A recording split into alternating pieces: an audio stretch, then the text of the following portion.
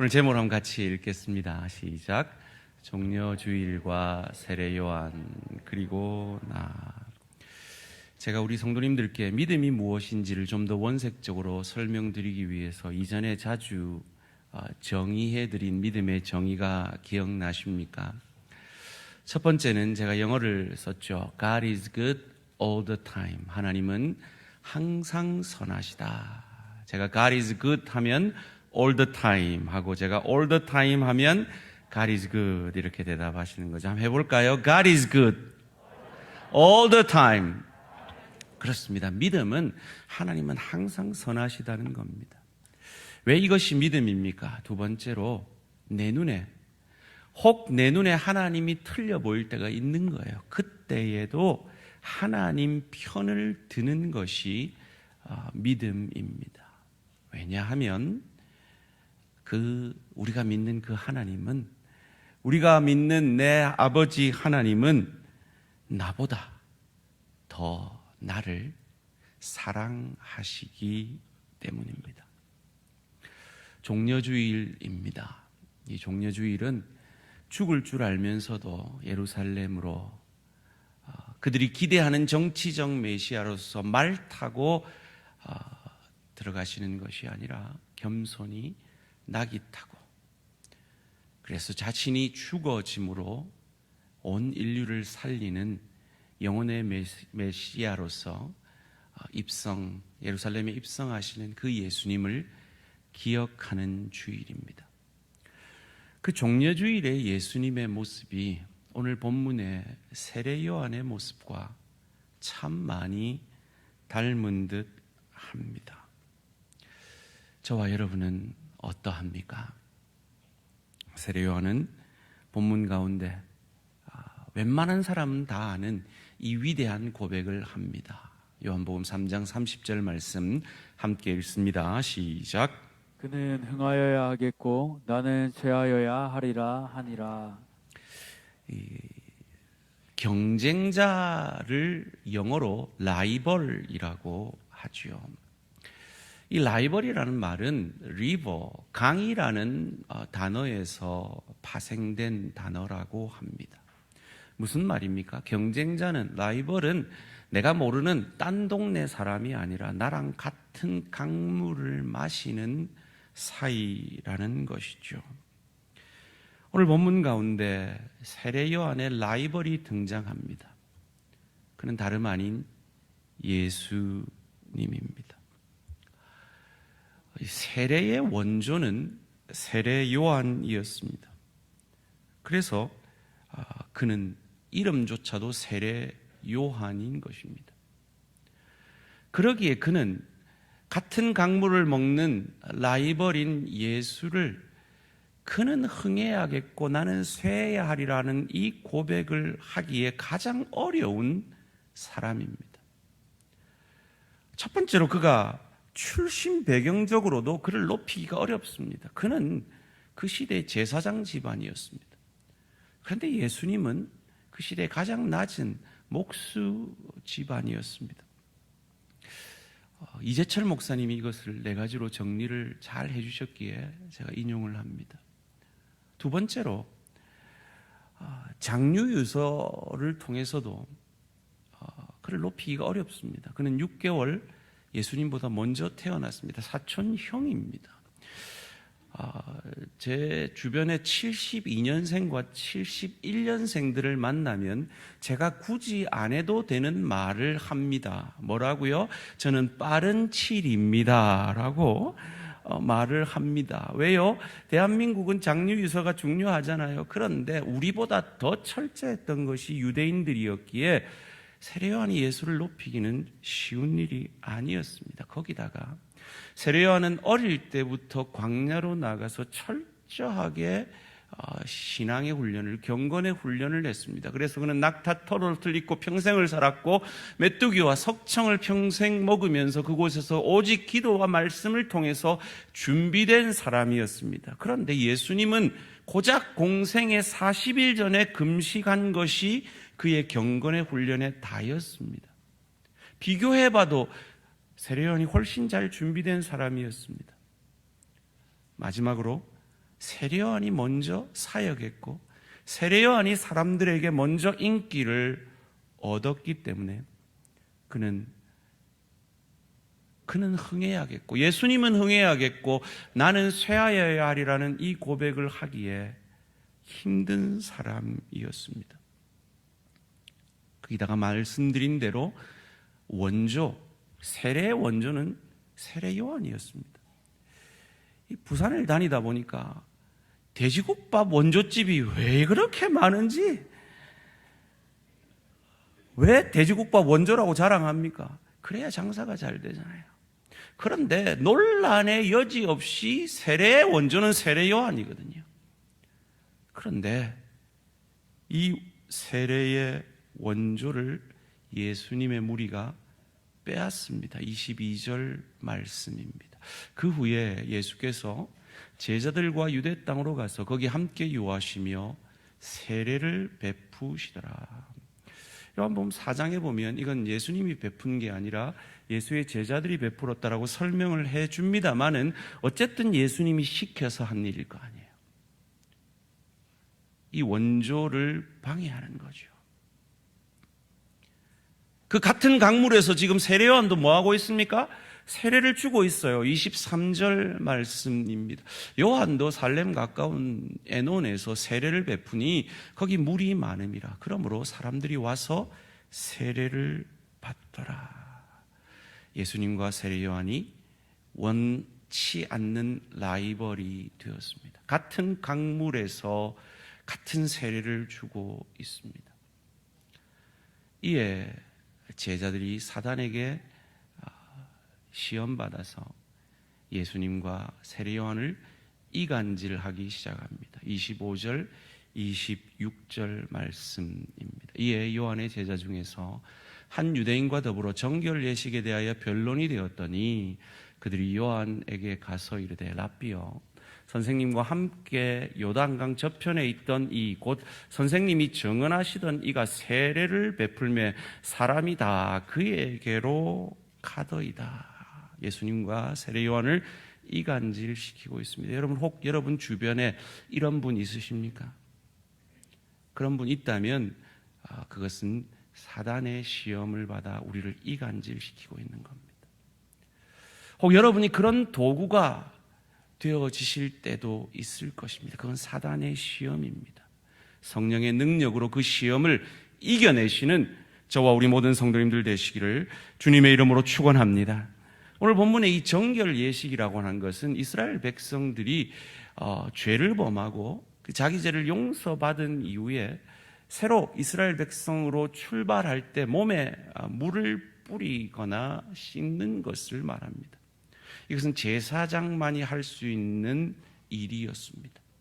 제사장의 아들인 세례요한에게는 이 일이 당연했습니다. 그런데 목수의 아들이 이 일을 하다니요.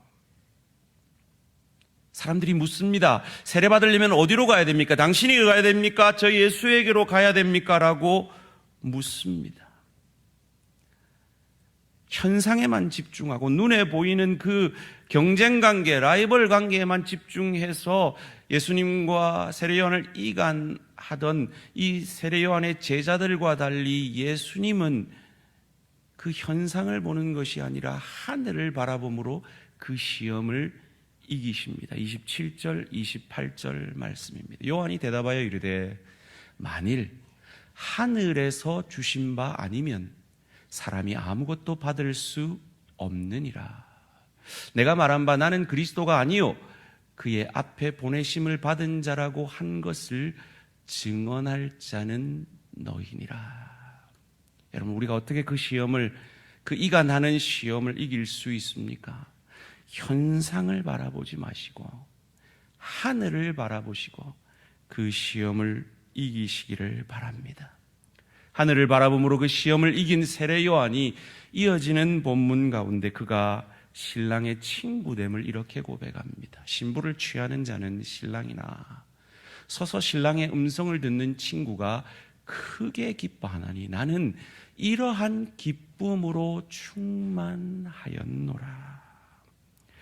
세례요한은 자기 한계를 아는 사람이었습니다.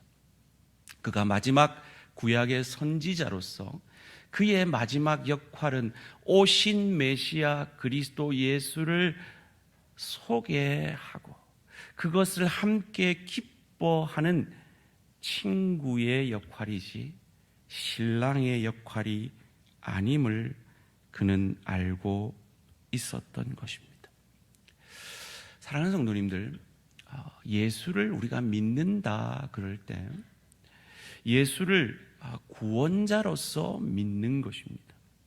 그러나 우리는 예수를 구원자로서만 믿는 것이 아니라 예수님이 하나님께 이르는 유일한 길이요 진리요 생명이며 그 예수님을 통해서 우리가 하나님께로 나아가야 함을 믿는 것입니다. 다른 말로 하면 신분적 구원으로 끝나는 것이 구원이 아니라 이 신분적 구원을 시작으로 그리스도 예수를 닮아가는 수준적 구원을 이루기 위해서 우리는 진리이신 예수를 닮아가야 하는 것입니다.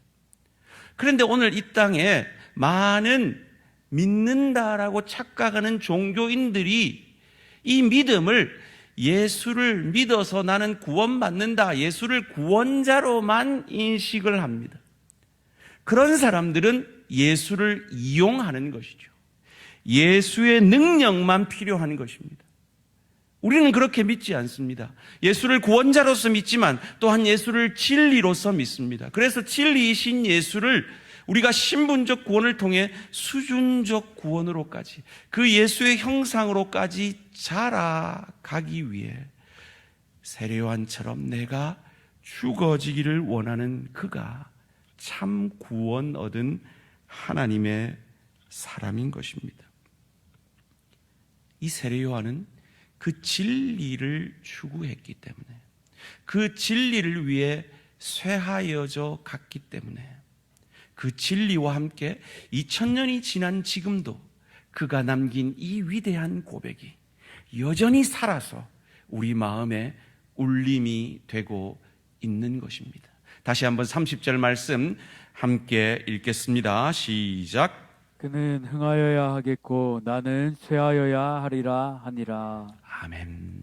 그런데 왜 예수님이 흥하려면 굳이 세례 요한이 쇠해야 했을까요? 제가 언젠가 말씀을 드린 적이 있는데요. 우리 교회 기도하는 한 여성도가 기도를 하는데 엄청나게 큰 예배당에, 그리고 그 예배당 강단 뒤는 유리로 되어 있는데 그 강단에 엄청나게 큰 바다, 아마 대양이었겠죠. 그 바다가 있고 수많은 사람들이 어떤 한 사람의 설교를 듣고 있더래요. 그래서 자세히 그 목사님이 누군가 봤더니 저더래요.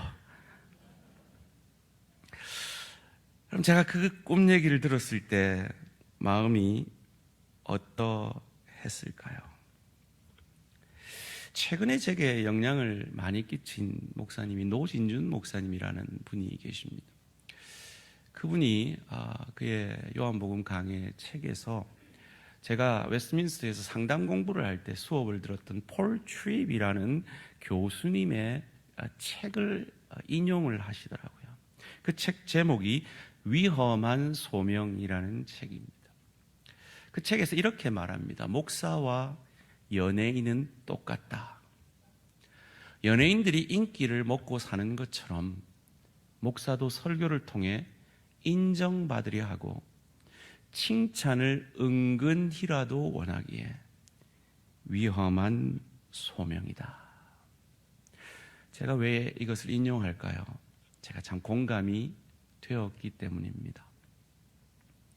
세례 요한은 어릴 때부터 훌륭한 설교자로 잘 준비되고 훈련되었습니다.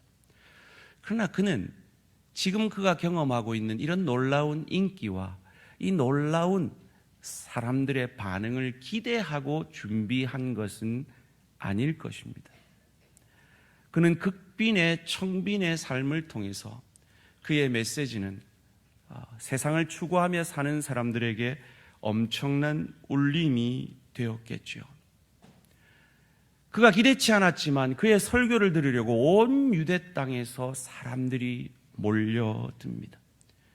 그리고 그 설교에 많은 사람들이 은혜를 받습니다. 어떻게 알 수 있습니까? 그들이 설교를 듣고 세례를 받습니다. 이것은 세례가 아니라 오늘날로 말하면 침례죠.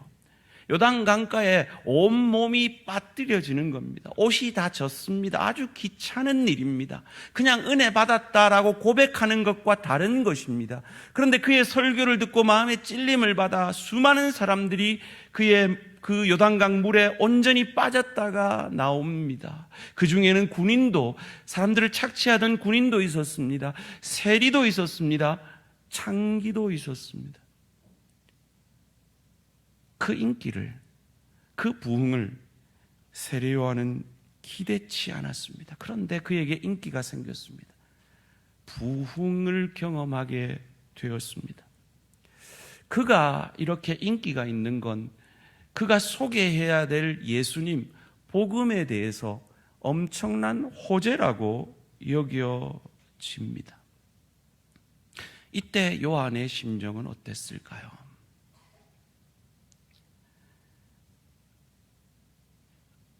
내가 요한이었다면 나는 어땠을까?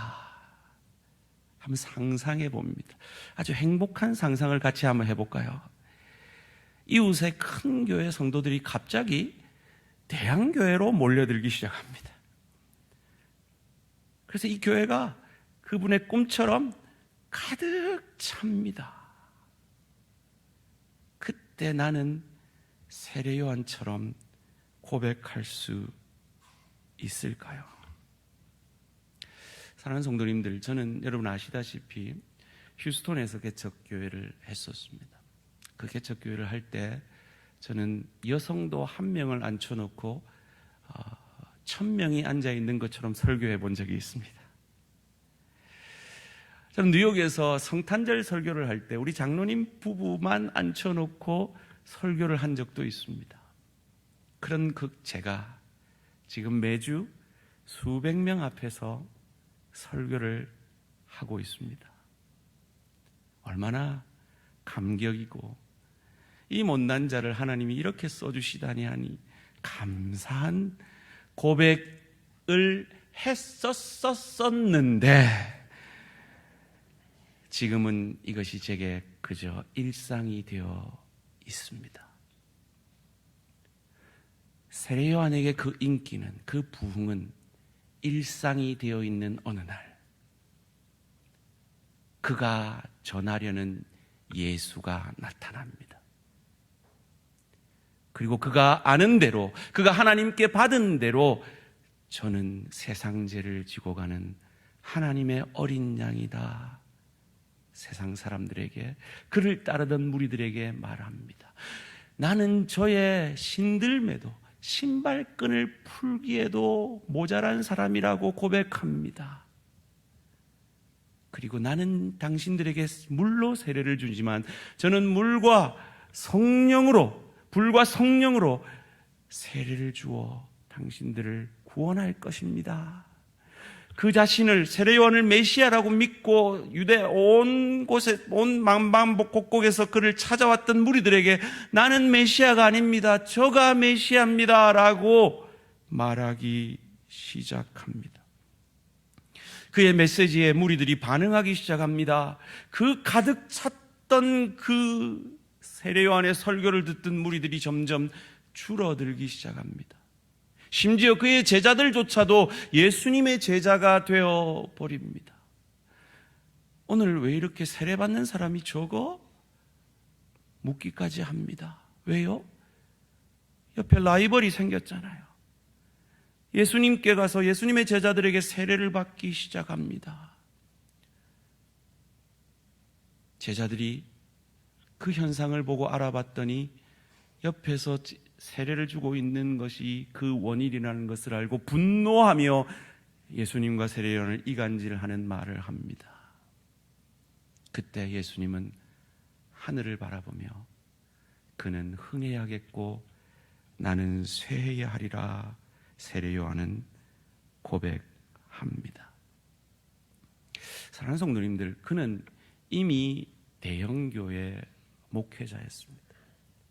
이미 흥한 사람이었습니다.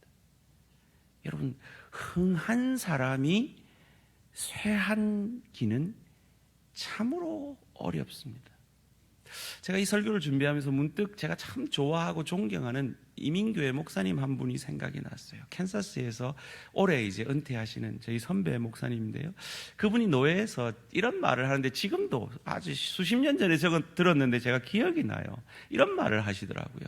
자기가 처음 그 교회, 어려운 교회 와서 목회를 어렵게 하면서 작은 아파트에 네 식구가 살았는데 교회가 성장하고 교회에서 배려를 해줘서 단독주택을 사게 됐다는 거예요. 그래서 단독주택을 살다가 어느 날 차를 몰고 자기가 옛날에 살던 그 아파트를 지났는데 내가 저기 어떻게 살았나 싶더라는 거죠. 저도 마찬가지예요. 제가 결혼해서 이 오피스텔에 살았거든요. 근데 아기가 태어나는데 오피스텔에 있을 수 없어서, 그리고 세탁기가 집 안에 있으면 좋겠다 싶어서 방 하나짜리 아파트로 옮겼어요. 얼마나 좋던지요. 그런데 그 집에서 바퀴벌레가 나오는 거예요. 그래서 아내가 우리 주위 큰딸 입에 바퀴벌레 들어간다고 안 되겠다고 그래가지고 우리 양가 부모님의 도움을 받아서 방 4개짜리 단독주택을 샀어요. 엄청난 발전이었죠. 그리고 저희가 살던 그 아파트를 지나갔을 때 제 마음에도 동일한 생각이 들더라고요. 내가 저기 어떻게 살았었을까? 사랑하는 성도님들, 여러분, 과거에 참 어렵게 지내시던 그때에 비해서 여러분 얼마나 많은 것을 가지고 누리고 계십니까? 그런데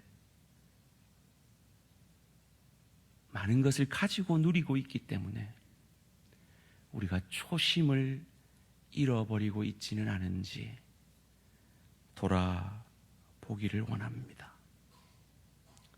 그는 흥하여야겠고 나는 쇠하여야 하리라는 이 고백은 성경에 있는 고백이지 오늘 한국 교회에서 찾아보기 힘든 고백이 아닌가 생각을 해봅니다. 목사인 저의 마음에 이런 마음이 있습니다. 설교 준비를 잘해서 우리 성도님들께 예수 그리스도만 전하고 하나님을 만나게 해주기를 원한다. 하나님 앞에 간구하며 열심히 기도하며 설교합니다.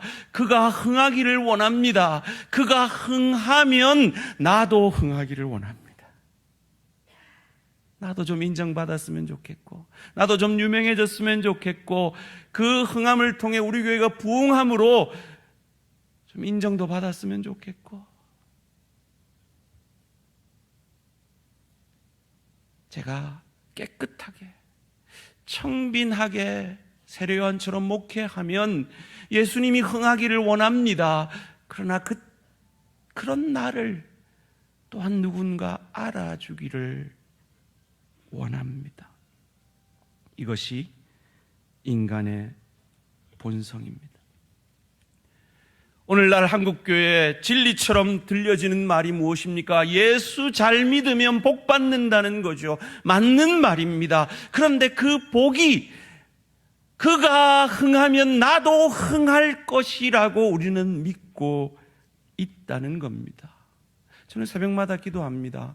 우리 모든 성도님들이 영혼이 잘된 같이 범사가 잘되고 강건한, 그래서 하나님께서 우리 모든 성도들에게 복의 복을 더하사 지경을 넓혀주시고 주의 손으로 도우사 환난에서 벗어나 근심이 없도록 복 내려주시기를 저는 기도합니다. 그러나 그것이 우리의 궁극적인 인생의 목적은 아니라는 겁니다. 우리의 궁극적인 목적은 그가 흥하는 것입니다. 하나님이 우리를 흥하게 하실 수도 있고 쇠하게 하실 수도 있습니다. 그의 흥함을 위해서 우리를 흥하게 하실 수도 있고 쇠하게 하실 수도 있습니다. 내가 흥하든지 쇠하든지 오직 하나님만 영광 받으시기를 원합니다. 당신만이 흥해지기를 원합니다. 이 고백이 저와 여러분의 고백이 되어지기를 주님의 이름으로 축원합니다. 흥하셨습니까? 그건 여러분을 위한 흥함이 아닙니다. 예수님처럼 복의 통로, 은혜의 통로가 되라고 주신 흥함입니다. 쇠하셨습니까? 그 쇠함을 통해 주를 더욱 의지하시고 더욱 겸비히 천국을 바라보시기를 주님의 이름으로 축원합니다. 교회에요, 코로나 바이러스보다 더 무서운 바이러스가 있잖아요. 2000년 동안 교회를 휩쓸었던 그 바이러스, 그 바이러스에 걸리는 그 바이러스가 몸 안에 들어오면, 영혼 안에 들어오면 걸리는 그 병, 이름도 유명한 섭섭병. 여러분, 그 섭섭병은 주일 하루 예배 참석하고 일주일 내 교회 안 오는 분들은 안 걸려요. 누가 걸리는지 아세요? 성가대원들이 잘 걸려요. 새벽 기도 열심히 하는 분들이 잘 걸려요. 수요일이고 금요일이고 오후 예배고 예배 다 참석하는, 구역 예배까지 다 참석하는 분들이 잘 걸려요. 그 귀한 분들이 왜 이 병에 걸리느냐? 그는 흥하고 나도 흥하고 싶어서 걸려요.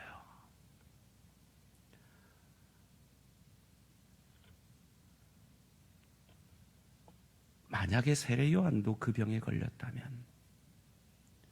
그는 이 고백을 할 수 없어요. 그런데 종려주일에 호산나라고 예수님을 환영하며 외쳤던 그들이 이 병에 걸렸어요. 그래서 그들이 기대하던 정치적 메시아, 그들을 로마 압제에서 구원해 줄 것이라고 믿었던 그 예수가 자기들을 섭섭하게 하니까 그 호산나라고 외쳤던 그 입술이 며칠 만에 변해서 저를 십자가에 못 박으소서, 바라바를 우리에게 주소서라고 변해버려요. 이 섭섭병이 이렇게 무서운 거예요. 사랑하는 성도님들, 이제 6월 첫째 주면 저희가 권사 안수 입사 투표를 합니다. 그때까지 이 섭섭병의 바이러스가 우리 대한 공동체는 틈타지 못하게 되기를 주님의 이름으로 축원합니다. 그래요, 하나님이 직분 주시면 그 직분에 맞게 일하시면 돼요. 직분 안 주시면 또 그 직분에 맞게 충성하시면 돼요. 하나님이 불을 주시면 그 불을 통해 복의 통로가 되시면 돼요. 그거 안 주시면 있는 바를 족한 줄로 알고 섬기시면 돼요. 하나님이 건강을 주시면 그 건강 가지고 주를 위해서 충성하시면 돼요. 그 연약을 주시면 연약 가운데서도 내게 능력 주시는 자 안에서 내가 모든 것을 할 수 있느니라, 그 고백의 믿음을 만들어내시면 되는 것입니다. 저는 제가 자꾸 높아지려는 마음이 들 때마다, 제가 고1 때 주님을 인격적으로 만나며 제 인생을 하나님 앞에 여름 수련회 때 드렸던 그 고백을 기억하려 했습니다. 3시간 동안 눈물 콧물 흘리면서 내 모든 죄를 회개하면서 제가 한마디 고백을 했어요. 제 인생을 주님께 바칩니다. 하나님 영광 위해서 저를 사용해 주십시오. 그 고백에는 저를 큰 교회에 보내주십시오, 그런 고백 없었습니다. 그 고백에는 저를 유명하게 해주십시오 없었습니다. 그 고백에는 나를 흥하게 해주십시오 없었습니다. 그저 하나님이 영광이 되신다면 저를 사용해 주십시오, 저를 흥하게 하셔서라도 쇠하게 하셔서라도 하나님이 영광이 되신다면 사용해 주십시오.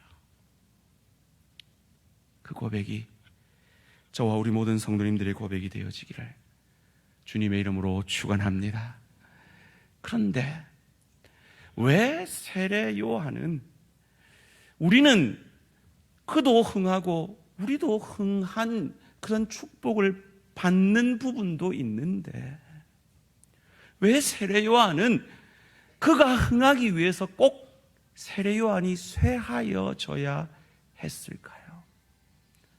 3가지 이유가 있습니다. 첫 번째로, 세례 요한 자신도 호산나, 나를 이 죄에서 구원해 주십시오라고 외칠 수밖에 없는 죄인입니다.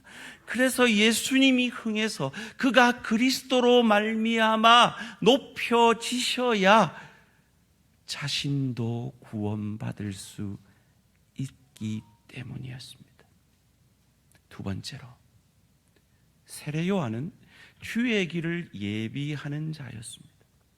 그런데 사탄은 예수님이 십자가 지지 않도록 십자가 상에서까지 유혹했습니다. 그런 예수님의 앞길을 예비해야 되는 자로서 그는 예수님의 앞길을 예비하며 예수님 먼저 죽음의 길을 가야 했던 것입니다. 마지막으로, 예수의 흥함은 눈에 보이는 현실에서는 그의 라이벌이 흥하고 자기는 쇠하는 것 같이 보였을지 모르나 궁극적으로 예수의 흥함을 통해 그가 구원받았고, 그리고 그 구원의 역사를 통해 그가 남긴 이 위대한 고백, 그는 흥하여야겠고 나는 쇠하여야 하리라는 이 고백이 진리를 따라 산 그의 삶과 함께 영원히 기억되므로 2000년이 지난 지금까지 저와 여러분의 마음에 울림이 되어지고 있기 때문입니다. 예수님은 세례 요한을 여자가 난 자 중에 제일 큰 자라 그랬습니다. 그는 하늘 상급을 그 누구보다 많이 받게 될 것입니다. 그리고 예수님은 또 말씀하셨습니다. 그러나 천국에서는 그가 가장 작은 자라도 그보다 큰 믿음을 가진 자라고 가르쳐 주셨습니다. 예수님의 흥함으로 내가 구원받았음을 믿는 저와 여러분들이 가정에서 내가 쇠함으로 내 남편이, 내 아내가, 내 부모가, 내 자녀가 행복해지고, 일터에서 내가 쇠함으로 믿지 않는 저들에게 내가 복음의 통로가 되고 은혜를 전가하고, 주의 교회에 내가 쇠함으로, 내가 죽어짐으로 주의 교회가 평안하여 든든히 서갈 수 있다면, 내가 쇠하는 것도 내가 흥하는 것도 아무것도 중요한 것이 아니라 주님의 흥하심만이 중요합니다.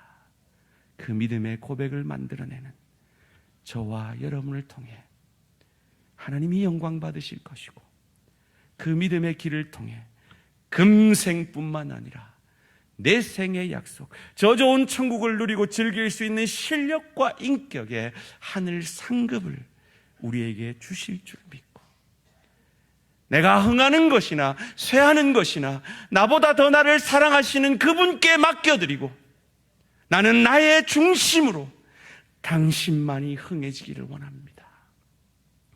이 믿음의 고백을 삶으로 만들어내는 저와 우리 모든 성도님들 되시기를 주님의 이름으로 축원합니다. 왜냐하면 God is good all the time. 혹 내 눈에 하나님이 틀려 보이는 여러분의 현실, 하나님 왜 나를 쇠하게 하십니까? 라는 그 현실 속에서도 그 하나님의 항상 오르심을 믿고 하나님 편을 드시는 저와 우리 모든 성도님들 되시기를 주님의 이름으로 축원합니다. 왜냐하면 우리가 믿는 하나님은 내가 나를 사랑하는 것보다 더 나를 사랑하시는 하나님이시기 때문입니다. 그 증거가 그의 아들을 아끼지 아니하고 우리를 위해 십자가 제물로 내어 주신 것입니다. 그리고 그 죽음은 그 죽음으로 끝나지 아니하고 그 주의 순종을 통해 사흘 만에 부활하심으로 하나님이 항상 선하심을 우리에게 보여주셨습니다. 그것을 믿고 그는 흥하여야겠고 나는 쇠하여라는 이 믿음의 고백이 우리의 입술뿐만 아니라 이 한 주간도 하나님이 내가 누구를 보내며 누가 우리를 대신하여 갈고 물으실 때, 누가 우리를 대신하여 너희 가정으로 갈고 너희 일터로 갈고 주의 교회를 섬길고 물으실 때 내가 여기 있나이다. 나를 보내셔서 나의 쇠함을 통해서라도 당신이 흥해 주십시오. 나의 죽으심을 통해, 나의 죽어짐을 통해 내 남편이 행복해진다면 내가 죽어지겠습니다. 나의 쇠함을 통해 내 아내가 기뻐한다면 내가 쇠해지겠습니다. 나의 쇠함을 통해 내 동료에게 주의 복음의 은혜가 흘러갈 수만 있다면 내가 손해보는 그 길을 가겠습니다. 내가 죽어진다면 주의 교회가 평안하여 든든히 서갈 수만 있다면, 내 지체가 유익을 얻을 수만 있다면 나는 쇠하여지겠습니다. 그 고백을 삶으로 만들어내는, 그래야 하나님께만 영광을 돌리는 저와 우리 모든 성도님들 되시기를 주님의 이름으로 축원합니다.